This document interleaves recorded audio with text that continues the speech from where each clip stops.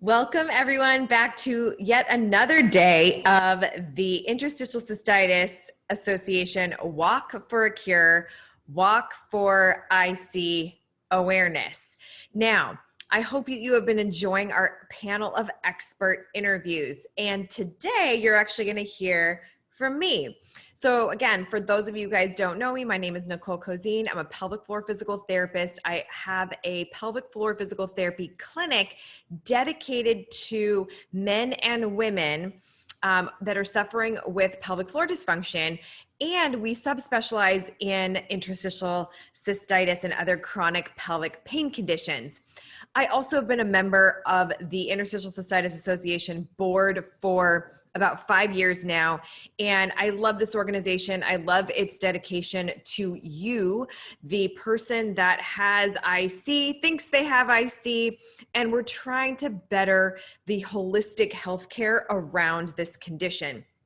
So what we're going to take a look at today is something that's right in my wheelhouse, and that is the pelvic floor. Now, 10, 15 years ago, I've been a pelvic physical therapist for about 15 years ago and for about 15 years. And I feel that this concept has really started to become a lot more well-known, a lot more buzzwordy, if you will, right? We hear about it, chatter in all of the different Facebook groups. Oh, go to a pelvic floor. Oh, it might be your pelvic floor. Do you really have interstitial cystitis, or do you just have pelvic floor dysfunction, right? Because pelvic floor dysfunction can be just as challenging. And so what I want to talk to you today is about the intricate link between the pelvic floor, the muscles of your pelvic girdle, and interstitial cystitis symptoms. One of the things that, I've always tried to bust interstitial cystitis myths, and myth number one is that interstitial cystitis is only a bladder condition. And through the last few years, especially of research, but even over the last 10, 15 years, we've really started to understand that interstitial cystitis is sometimes a bladder lining issue, but in the majority of pelvic pain interstitial cystitis patients, the bladder lining actually does not have any perceptible damage. And that is such a different shift in our thinking. And so if it's not the bladder lining, then what the heck is it? And I think that anybody that has interstitial cystitis, and my patients come into my clinic all the time and they were like, well, I don't care what you guys call it, us medical professionals, all I know is that I have to pee all the time. My urethra feels like there's broken glass in it. My bladder feels like there's massive amount of pressure in it at all times. And I hate it and it sucks. And you guys call it whatever you want, but it feels like it's my bladder. And that is so true. So by talking about the pelvic floor, we do not want to discount at all the significant impact that the bladder symptoms have on your body and your life. But what I do want to raise awareness of in this talk today is that you cannot isolate your bladder from your pelvic floor. You can't isolate your bladder from your brain. You can't isolate your bladder from your nervous system. You can't isolate bladder symptoms and pelvic floor dysfunction from hip pain, back pain, tailbone pain, constipation, and other gut-related issues. Right? And I don't want this to seem scary. Oh no, well now she's going to say that all of my things, my back pain, my hip pain, everything is connected and I have 8 million things wrong. What I want you to come away with after this is that there are many ways to intervene to break the cycle of the faulty bladder brain connection that you guys with interstitial cystitis sometimes, most of the time, have to combat, right? So the more that we study this condition, the more that we understand that it is part of a larger, probably pelvic pain process. And that pelvic pain process for you guys has bladder, urinary urgency, frequency, and some sort of pelvic pain as the cornerstone symptoms that you guys are suffering from. But what we do know now is that it is likely pelvic floor dysfunction.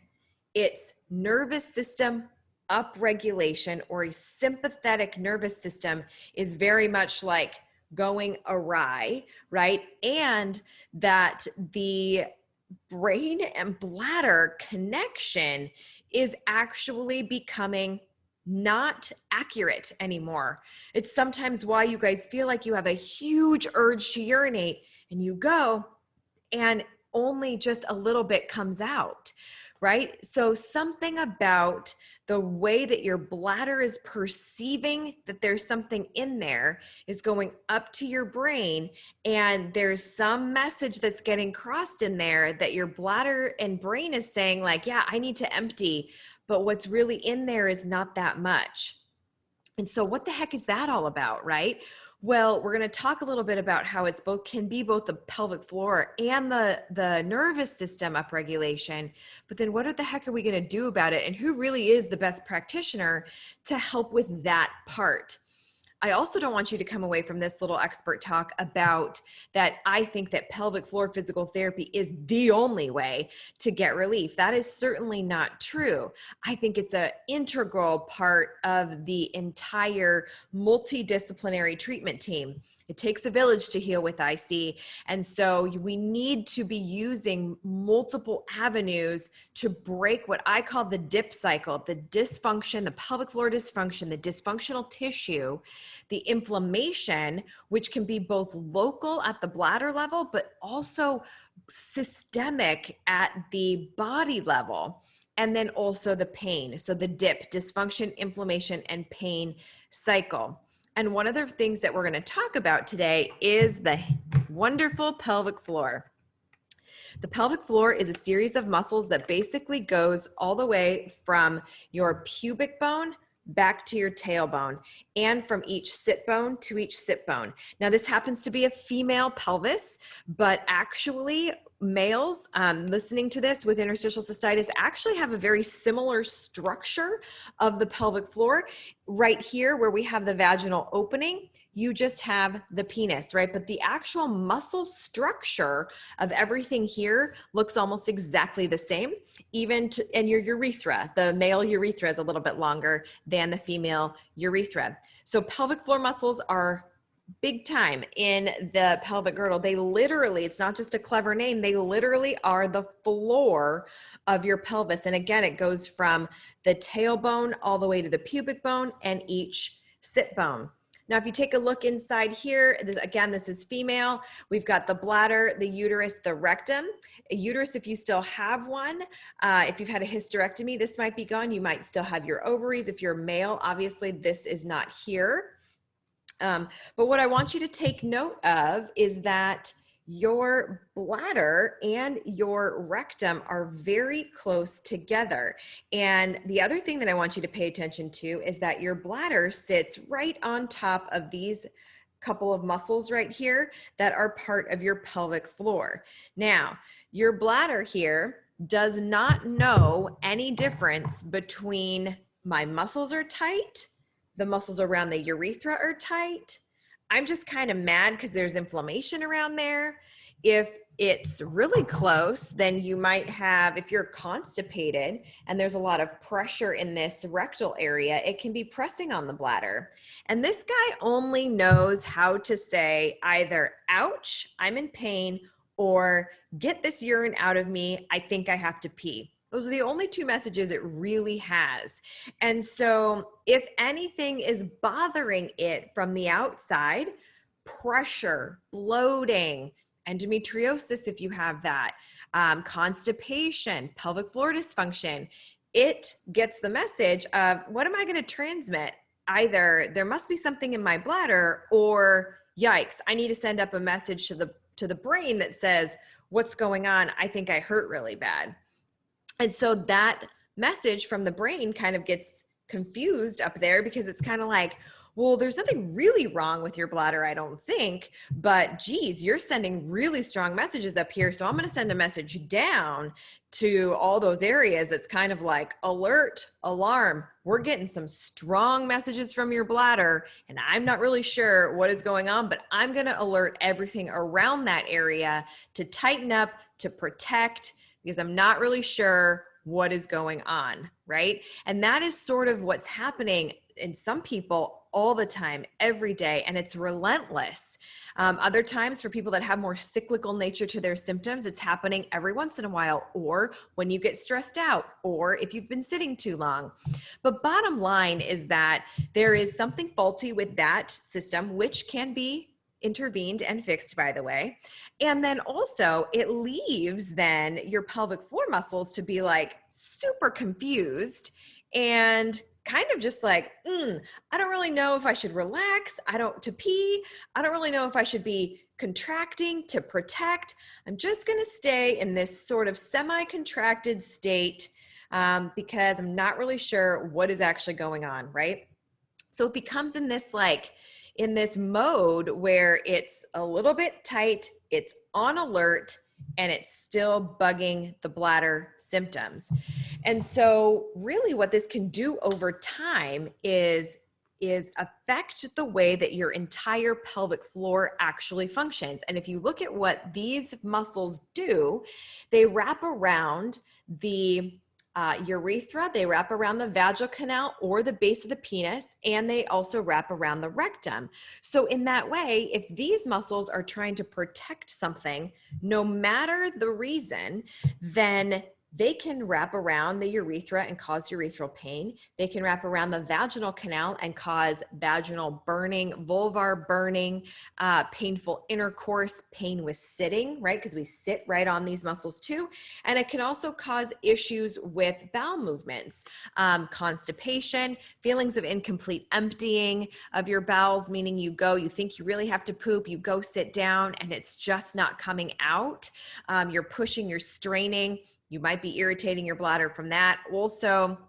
So there's a slew of things that these muscles can actually influence, in addition to them actually can be able to cause urinary urgency and frequency, urethral burning, and pelvic pain, right? So that's one thing to take into consideration, is that these muscles, because they're so intricately connected to being able to void, right? These muscles have to, for both males and females, relax in order to allow urine to come all the way out, or bowel movement. And they have to sort of contract and help stabilize your spine. It helps your core muscles. The pelvic floor is actually part of the core. Every single one of them attaches to the tailbone. So if you've had a history of any falls onto your tailbone, that can be one other reason why those muscles are hanging on for dear life and not really wanting to let go. So because of their nature of really having some pretty, fundamental things to govern in your body, right? Peeing, pooping, procreating, those are kind of important things considering. And so your body is hardwired, meaning we are innately more worried, more alert if something is going awry with these muscles. And whether it's a chicken or egg phenomenon, whether you have Hunner's lesions and you started with a UTI or a yeast infection or something that directly was influencing your bladder at first, or if it started because of pelvic floor dysfunction, something here, maybe you had a baby, maybe you fell on your tailbone, if there is something at your pelvic floor that is now causing bladder pain, either way, what has to be addressed at the point where you're having IC-like symptoms is both areas. We have to address how your bladder is interacting with your brain and your pelvic floor. And we also have to interact with the way that the pelvic floor is responding to those bladder messages. So you really can't separate pelvic floor from IC, okay? And so what we need to be doing is actually talking about how things like low back pain, hip pain, groin pain, constipation, all of these things can actually influence and continue in that dysfunction, inflammation, and pain cycle that we have going on when you have sort of these flare-ups and also the persistent symptoms of interstitial cystitis. And what I want you to come away with this talk here about the pelvic floor is that the great thing about it is that we can intervene at multiple areas. So for instance, to give you one example, in the tailbone, right? So every single one of your pelvic floor muscles actually attaches to the tailbone. And because the tailbone is literally the end of the spine, you have your sacrum here, and then you have also your other spinal segments here. The pelvic floor muscles also attach to everything around this pelvic girdle. So in that way, the way that your bones move, the way that your sacrum moves, the way that your back moves or has any pain in it can greatly influence the pelvic floor. Well, the good news there is that they have actually done a study to show that if even just low back pain, and 95% of women with low back pain, there is some form of pelvic floor dysfunction, regardless of what kind of pelvic floor symptoms you're having or what kind of IC symptoms you're having. So the cool thing about this is that if we treat the spine and the back and the tailbone and any sort of movement patterns in that way, then we can be affecting the pelvic floor and essentially making that pelvic floor in a more rested tone state, in a more happy state, in a state that is not going to be so on guard and sending messages up to your brain that there's a problem. And so the same thing goes for hip pain. Many of my interstitial cystitis patients actually complain of hip pain on the outside of their hip to the point where sometimes they can't even lay down on their side because there's such tenderness to that side. Sometimes there's back of the hip pain where it's like really deep in your glute, and every single time you like move your leg in and out, it hurts really bad. There's also front of the hip pain where it feels like you can't really straighten up or stretch out, or you have really bad groin pain or inner thigh pain. Now, all of those things somehow attach to these areas back here and all of these bony areas of the pelvic girdle. Your hip joint comes out from right here. So this is, the pelvis is like this, the legs would be coming out this way. Inner thigh muscles actually attach up to the same point that these muscles attach to of your pelvic floor, which really is really close to your urethra and vaginal opening or base of the penis. And so this muscle right here that we can see from here, that we can also see from in here, actually comes out of the pelvis and actually attaches out to your hip. And so again, you can't isolate some of the things that happen in the pelvic floor from some of the hip muscles. I mean, literally anatomically, it's so close. There's no way that you can divorce those two things.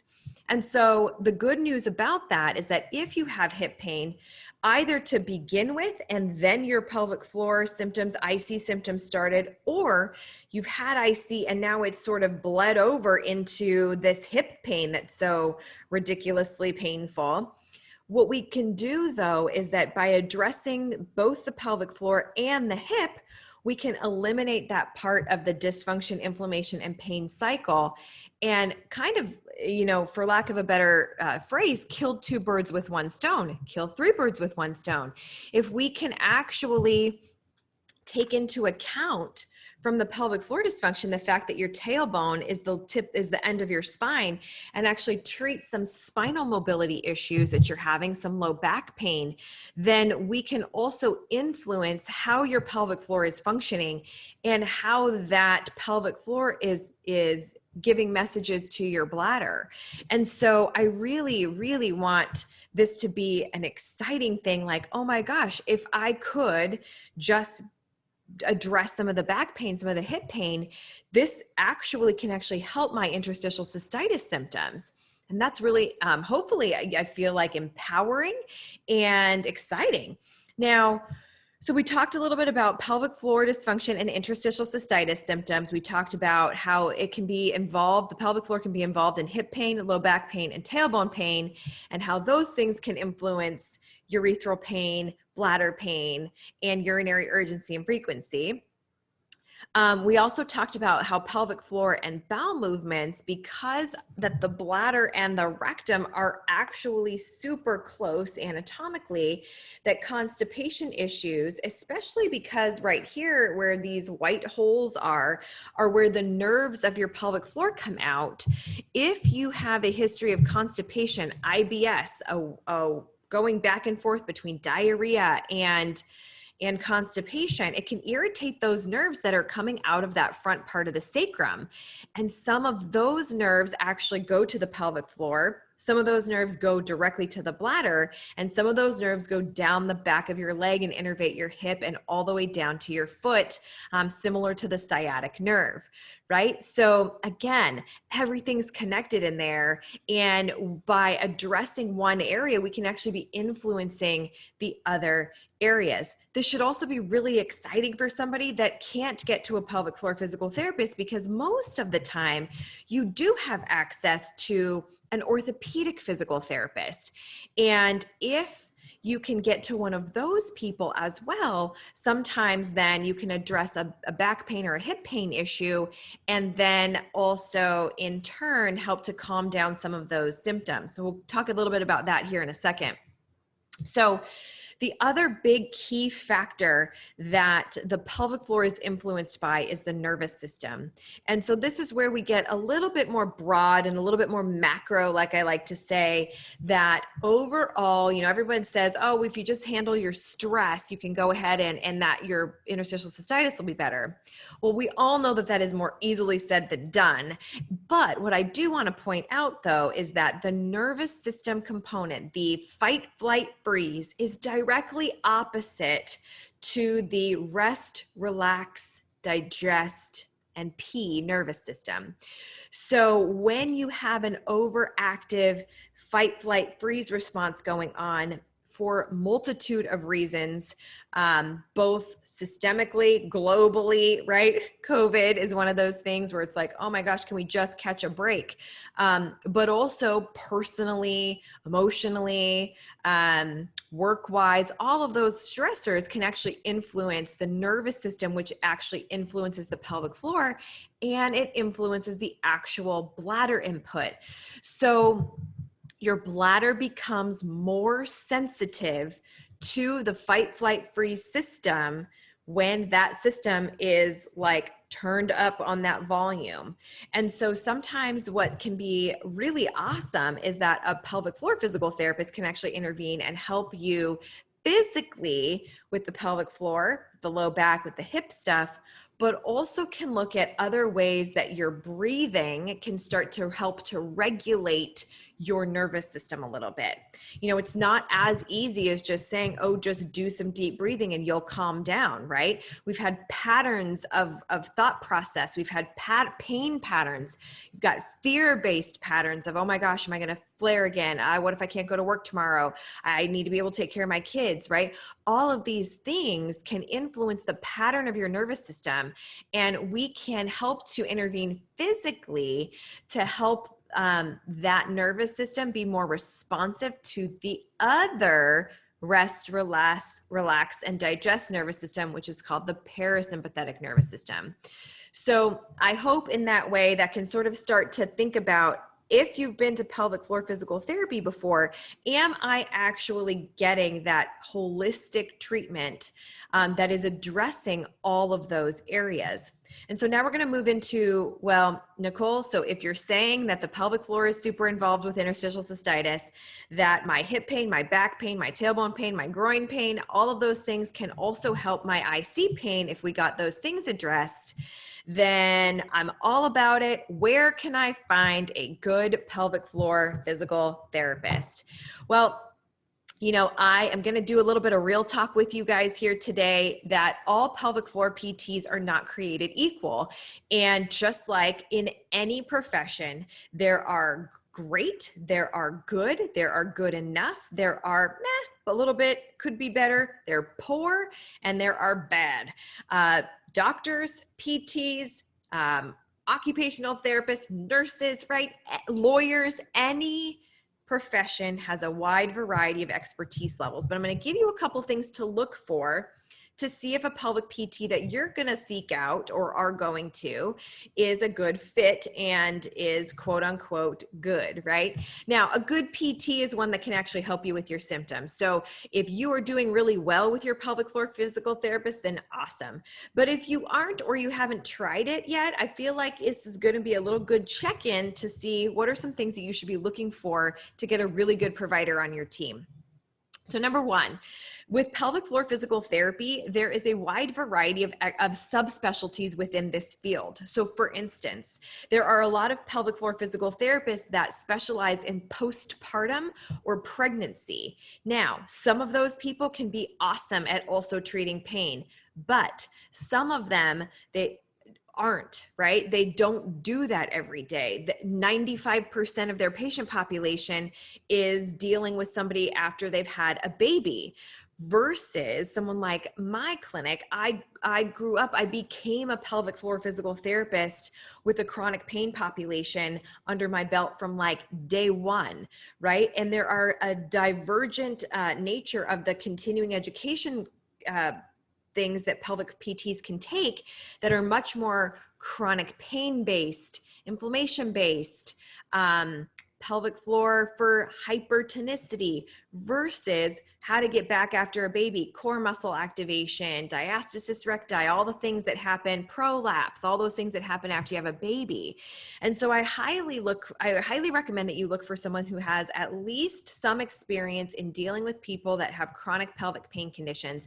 And ideally, you would find somebody that really has a heart for your type of condition.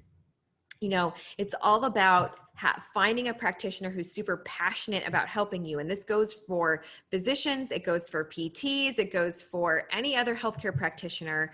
You don't want somebody that's basically rolling their eyes at the chronic pain stuff. Oh gosh, chronic pain. Yeah. That's so hard to deal with. I want to like deal with my athletic population, my postpartum moms that wants to get back to running, right? That's very different. But sometimes you might be searching pelvic PT in my city and find someone who with that passion. That's great. But we also need to find somebody that is also passionate about these pelvic pain conditions, like vulvodynia, like endometriosis, like chronic prostatitis, like interstitial cystitis. So that's number one. Number two is that your pelvic floor physical therapist should be taking both a pelvic floor approach and a full body approach and a nervous system approach to your treatments.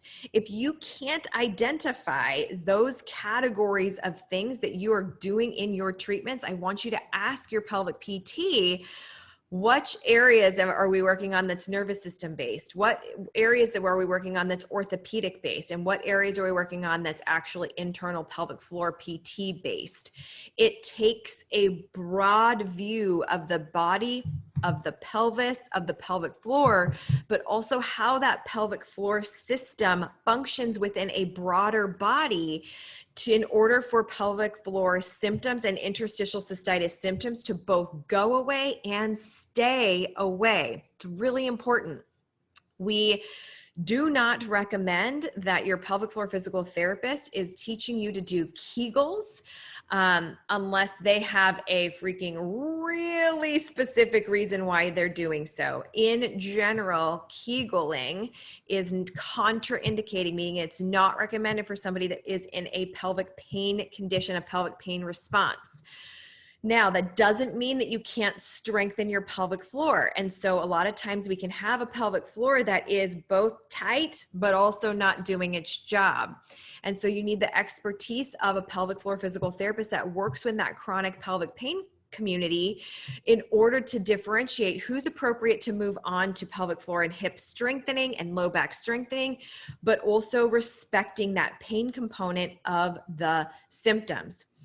Again, they should be looking at a full body approach and also a full systems approach, right? Is someone looking at and talking to you about your nutrition, your lymphatic system, your digestive system, your nervous system, your mental health, right? You know, each one, a pelvic physical therapist isn't an expert in every single one of those aspects, but they certainly should be able to help you decide which area for you is something that you definitely need to be addressing, what can wait, what can go into the secondary, the tertiary category.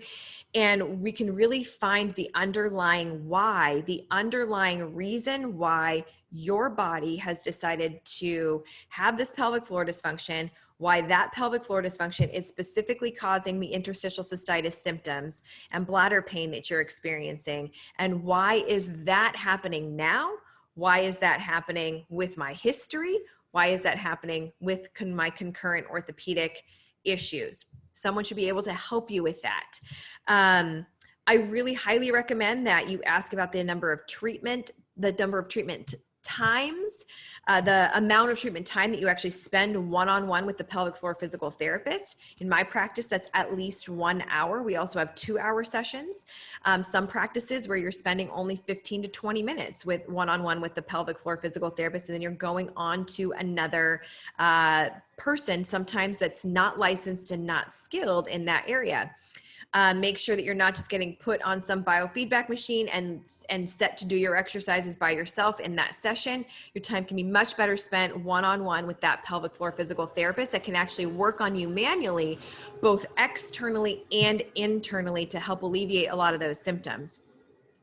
And the last thing that I really want you guys to focus on when you're looking for a pelvic health physical therapist is to work with someone that is working with you, right? Alongside of you with your goals, not telling you that you can't do something, that is saying, helping you to find realistic goals, helping you to move forward towards those goals and modifying your goals upwards to achieve more as you get better. You should be comfortable with them. You should like them as humans. The office should be calming. It shouldn't be a chore to go. You might have to drive a little bit to get to one, and if you're not able to find one in your area. But all of those things matter when you are entering a space. And so I want to make sure too that you are looking for something that really resonates with you, and not to be afraid to change providers or to look for a second opinion on your pelvic floor healthcare. It's no different than simply asking for a physician's second opinion. We can have blinders sometimes as pelvic PTs, and especially if you've been working with somebody for a really long time, sometimes it doesn't hurt to see a different person in that practice, to have somebody collaborate with their mentor, to just work together a little bit more, to really sort of get a bird's eye view of what we need to be doing from a macro level. What do we need to be doing right now? How is that actually helping your symptoms? Who else can we bring in to your medical team to really help you to get to where you need to be?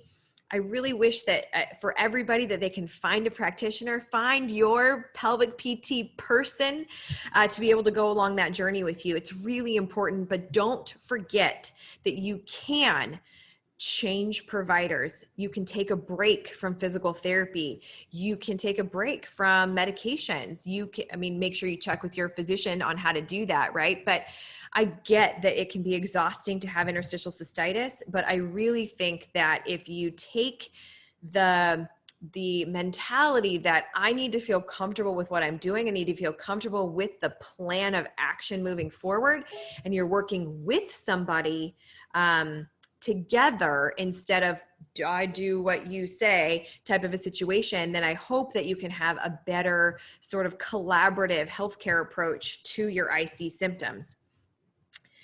We are going to add in the email that you get that is in conjunction with this video, a blog post that I've written on how to find a good pelvic floor physical therapist. Make sure, I also want to send you with this last message on it's never too late to start pelvic physical therapy. If you've been to PT before and you've taken a break or it's been a long time, I highly encourage you to revisit. Your body changes, your symptoms change, the why of your pelvic floor dysfunction and your interstitial cystitis symptoms might change over time. And we learn new things. And so I really encourage you to revisit pelvic floor physical therapy if you haven't been in a while. If you're just starting out, then look for those things I talked about and what to look for with a pelvic floor physical therapist. And just know that it's never too late to start. So if you've had IC for 30 years and you've never been to pelvic PT, or you did a long, long, long time ago, the field has changed a ton. Our understanding of the condition has changed a ton, and it's never too late to start. There is still not only a possibility that you can live a much better life, a much more symptom-free life, but it's also quite probable that that will happen for you. So I hope that was helpful. I hope it gives you just a little bit more overview of what actually is going on with the pelvic floor and the bladder, and how everything in that entire pelvic girdle can be connected, which means that a lot of orthopedic conditions can be concurrent, and we can treat those alongside the IC symptoms for the maximum benefit of breaking that dip cycle, the dysfunction, inflammation, and pain cycle. Good luck. You can always reach out to me. I'm on Instagram at Nicole Cozean DPT. I'm also at Pelvic Sanity, and I just really appreciate the Interstitial Cystitis Association for supporting a multidisciplinary board, a multidisciplinary medical advisory board, also that we can work with you guys and help to better the lives of people with interstitial cystitis. So please consider donating to the ICA, especially during this walk week. It helps with programming like this in order to provide more valuable information for you guys and for us to advocate for more research to figure out the heck is going on with this condition. So I really encourage you guys to do that. Thank you so much for joining us today. Make sure you're logging your steps today so that we get to that goal, and make sure you're also considering a donation to the Interstitial Cystitis Association so that we can continue to do things like this. Have a wonderful day, and we look forward to seeing you tomorrow for the rest of the walk week.